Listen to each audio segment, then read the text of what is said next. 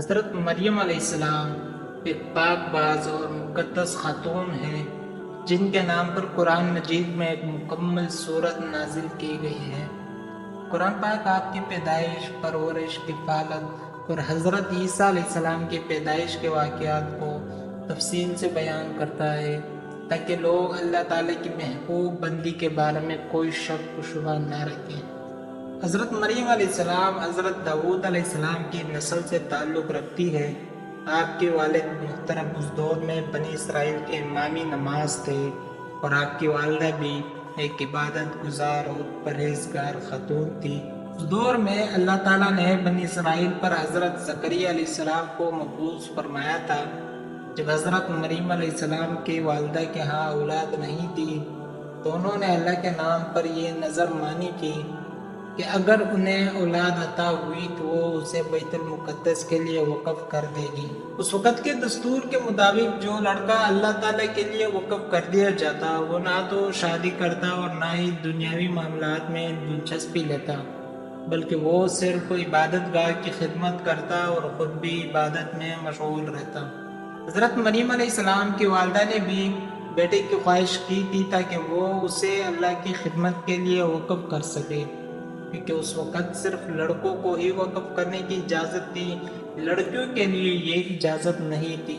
جب بیٹے کی بجائے بیٹی پیدا ہوئی تو ماں کو فکر لاحق ہو گئی کہ اس کی نظر قبول نہیں ہوگی، کیونکہ دستور کے مطابق لڑکی کو وقف کرنے کی ممانعت تھی۔ لیکن اللہ تعالیٰ کے علم میں جو برکتیں پوشیدہ ہوتی ہیں وہاں تک انسانی سوچ نہیں پہنچ سکتی۔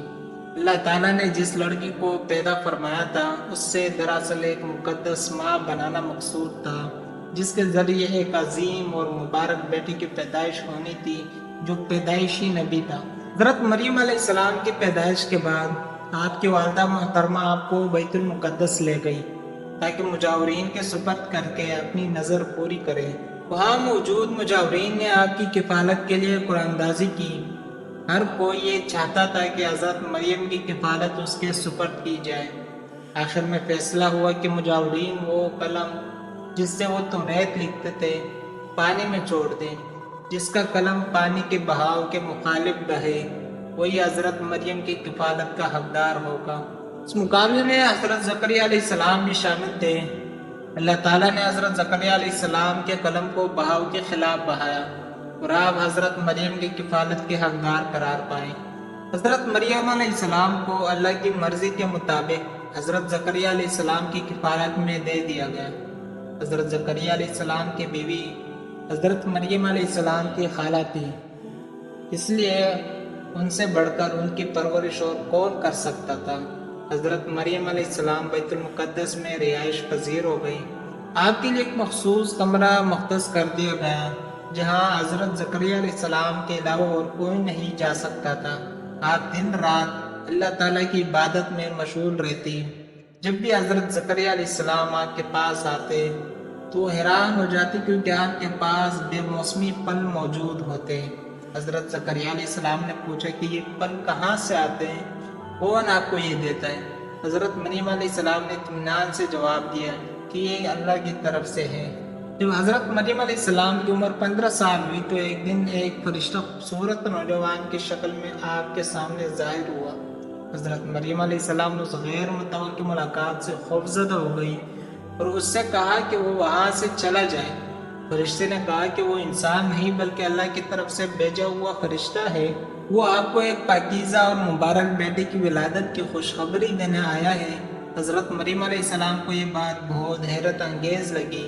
انہوں نے کہا کہ یہ کیسے ممکن ہے کیونکہ ان کی شادی نہیں ہوئی تھی۔ فرشتے نے کہا کہ اس سے پہلے اللہ تعالیٰ نے حضرت آدم علیہ السلام کو بغیر ماں باپ کے پیدا فرمایا تھا اور حضرت حوا علیہ السلام کو صرف مرد کے وجود سے پیدا فرمایا گیا تھا۔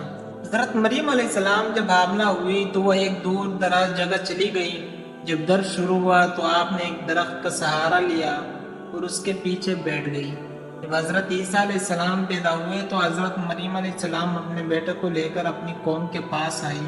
قوم کے لوگ آپ کی گود میں بچہ دیکھ کر غضبناک ہو گئی اور آپ پر الزام لگانا شروع کر دیا۔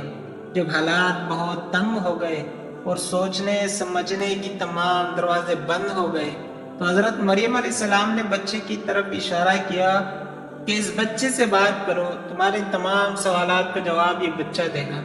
سرکش لوگوں نے کہا کہ یہ تو دودھ پیتا بچہ ہمارے سوالات کا جواب کیسے دے سکتا ہے، ہم اس سے گفتگو کیوں کریں؟ قوم کی کلمات سن کر حضرت عیسیٰ علیہ السلام نے تقریر شروع کر دی۔ انہوں نے فرمایا کہ میں اللہ کا بندہ ہوں، اس نے مجھے کتاب دی اور مجھے نبی بنایا ہے، اس نے مجھے مبارک بنایا اور سلامتی ہے مجھ پر، جس دن میں پیدا ہوا، جس دن میں مروں گا اور جس دن زندہ اٹھایا جاؤں گا۔ اس کے بعد حضرت مریم علیہ السلام حضرت عیسیٰ کو لے کر مصر چلی گئی۔ جب حضرت عیسیٰ کی عمر مبارک 13 سال ہوئی تو آپ بیت المقدس واپس آ گئی۔ بخاری شریف میں حضرت عبادہ بن صامت رضی اللہ عنہ سے مروی ہے کہ رسول اللہ صلی اللہ علیہ وسلم نے فرمایا کہ جس نے گواہی دی کہ اللہ کے سوا کوئی معبود نہیں، وہ اکیلا ہے، اس کا کوئی شریک نہیں، اور محمد اللہ کے رسول ہے، اور عیسیٰ اللہ کے بندے اور رسول ہیں، جنہیں اللہ نے مریم کی گود میں ڈالا اور ان کی روح ہے، اور جنت حق ہے اور جہنم حق ہے، تو اللہ تعالیٰ اسے جنت میں ضرور داخل فرمائے گا، چاہے وہ جیسا بھی اعمال لے کر آیا ہو۔ اللہ تعالیٰ ہم سب کو قلب سلیم عطا فرمائے اور قرآن و حدیث پر چلنے کی توفیق عطا فرمائے، آمین۔